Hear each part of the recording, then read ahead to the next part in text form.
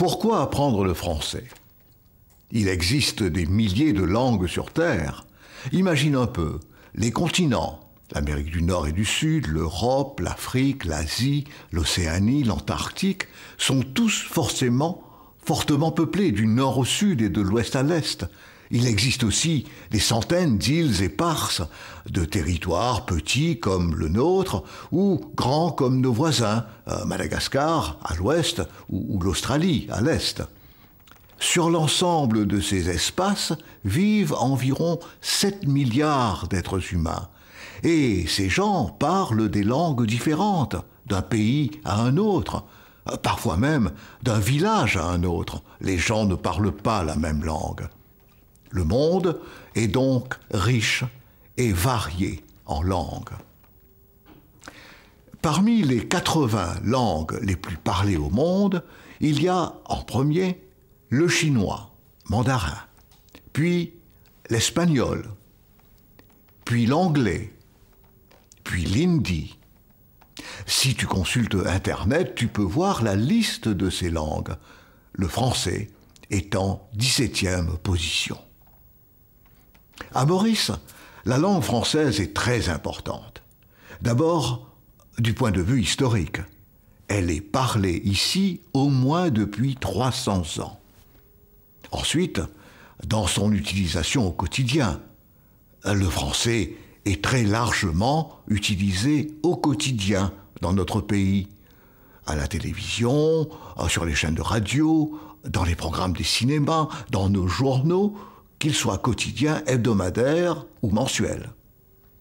Il y a également beaucoup de lieux dans lesquels le français est la langue qu'on utilise pour communiquer. Dans des bureaux, dans des magasins, dans des hôtels, dans des conversations en famille aussi, dans des discussions entre professionnels. Le français est enseigné dans toutes les écoles de l'île, dès les plus petites classes du primaire, et parfois même en pré-primaire. Quand tu vas dans une bibliothèque ou une librairie à Maurice, ou au rayon livres de ton supermarché, regarde autour de toi.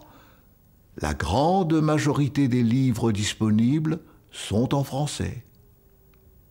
Enfin, notre pays a une littérature très riche, écrite en français. Depuis 300 ans, beaucoup d'écrivains ont écrit en français pour parler de notre pays et ont produit des contes, des poèmes, des romans, des pièces de théâtre. Le français est donc une partie importante de notre patrimoine culturel, de notre paysage linguistique, et il nous est utile dans notre vie de tous les jours.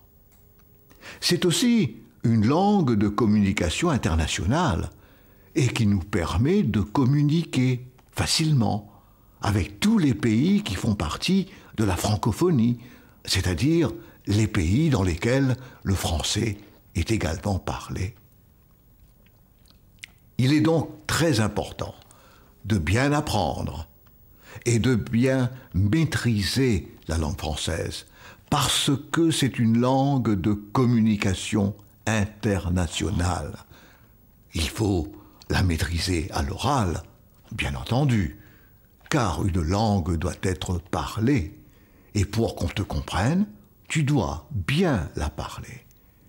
Mais il faut la maîtriser aussi à l'écrit, parce que tu dois pouvoir l'écrire correctement, sans faire de fautes de grammaire ou de vocabulaire, et bien le lire. C'est un véritable passeport pour pénétrer et comprendre le monde qui nous entoure, pour découvrir à travers la littérature francophone comment les autres personnes qui parlent français vivent, qu'ils soient, par exemple, vietnamiens, canadiens, tunisiens, malgaches, camerounais, togolais, antillais,